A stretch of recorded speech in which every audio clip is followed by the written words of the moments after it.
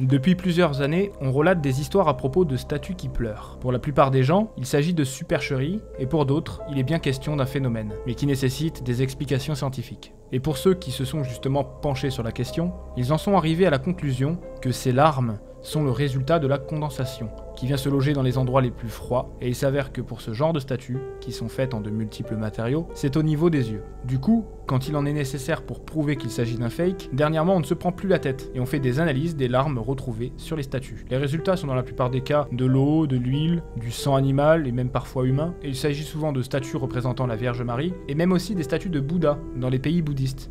Sauf que le 29 août 1953, une statue se met à pleurer des larmes, qui ont bien été identifiées comme humaines, et malgré toutes les analyses, il est impossible de définir un ADN aux larmes qui ont coulé le long des yeux de la Vierge de Syracuse.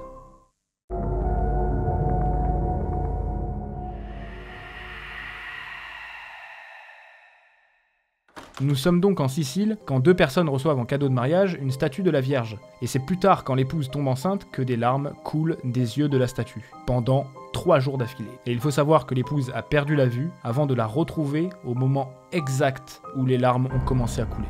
Les premiers au courant seront l'église et ils feront appel immédiatement à des experts de laboratoire et d'analyse médicale. Quand ces experts se rendent sur place, les yeux de la statue sont remplis de larmes qui coulent des yeux jusqu'aux mains de la Vierge. Ils récupèrent alors 1 millilitre de ce qui ressemble à des larmes. Les analyses sont comparées à des larmes humaines et il s'agit de la même composition. Ce sont bien des larmes humaines.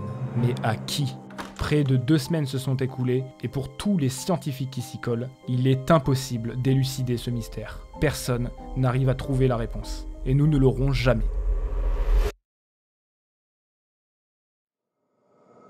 Dans le département de chimie organique de l'université de Pavie en Italie, il y a un chercheur qui travaille dans le contrôle des affirmations sur les faits présentés comme paranormaux, qui a également mené son enquête. Il produit plusieurs répliques de la statue, des copies conformes, en y ajoutant des trous au coin des yeux, que l'on appelle des pores, pour pouvoir comme sur un humain y faire couler des larmes. Et cette expérience se verra être un succès, car les larmes coulent correctement, comme si on avait voulu y faire pleurer la statue. Seulement, il faut passer à la deuxième partie de l'expérience, c'est-à-dire aller, avec l'aide des recherches qui avaient été déjà exécutées, examiner la statue authentique. Et on ne trouvera aucune trace de quoi que ce soit qui puisse ressembler à des trous, même pas des pores qui auraient pu être placés stratégiquement ou discrètement. Ce qui veut dire que peu importe par qui elle a pu être créée et offerte, il ne s'agit pas d'une statue qui aurait été créée avec un système pour la faire pleurer. Rien à voir avec les statues factices qui ont pu être créées dans le but de faire un canular.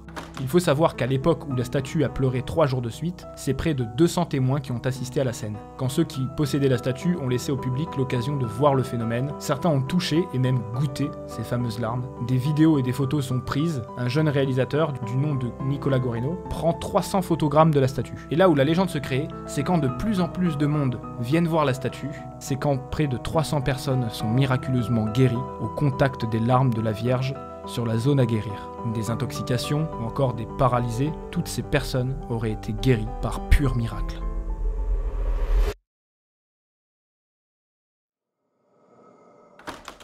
Ce qu'a fait l'Église depuis, c'est qu'avec l'impossibilité d'expliquer scientifiquement ce qui a pu se passer, elle a officiellement reconnu l'événement comme authentique. Donc pas de canular, mais bien quelque chose qui s'est produit réellement. Un phénomène potentiellement paranormal, ou dans tous les cas, inexpliqué encore à l'heure du jour. Et finalement, la statue, et également ses larmes, ont été déplacées dans une bâtisse plus grande, un grand sanctuaire comprenant une crypte, et où elle restera jusqu'aujourd'hui. Et alors depuis, beaucoup d'histoires de statues qui pleurent ou qui font preuve d'événements paranormaux ont été rapportées. Mais elles ont toutes pour le coup des explications scientifiques. Même si la presse se mêle la plupart du temps de ce genre d'histoire, il y en a tout de même quelques-unes qui en valent le détour. Comme par exemple la Vierge de Rockingham en Australie, en 2002, qui aurait pleuré des larmes qui sentaient carrément la rose. Plusieurs témoins auraient bien évidemment assisté à la scène et confirmé cette odeur improbable. En 2012, une enquête est ouverte, et elle est toujours d'actualité d'ailleurs, sur une statue qui à Tanawan dans les Philippines, aurait pleuré des larmes de sang. Ce sang aurait été scientifiquement reconnu et il a été retrouvé dans plusieurs maisons de la région sur des statues aux mêmes endroits, les yeux. Et en 2015, toujours dans les Philippines, une autre statue est retrouvée avec des traces de sang au niveau des yeux et les mains étaient séparées, cassant le signe de prière. De multiples histoires qui vont des États-Unis au Japon en passant par l'Europe, qui pleurent des larmes, du sang, des fois même de l'eau bénite, et certaines de ces histoires ont tout de même encore leurs enquêtes ouvertes aujourd'hui. Et dans tous les cas, pour la Vierge de Syracuse, cela fait près de 70 ans que l'on est dans le flou et que personne n'a de réponse concrète à l'identification de ces larmes qui sont pourtant humaines. Ces larmes qui ont coulé devant des centaines et des centaines de témoins et qui sont apparues de nulle part. Nous n'avons alors aucune réponse et nous n'en aurons peut-être jamais.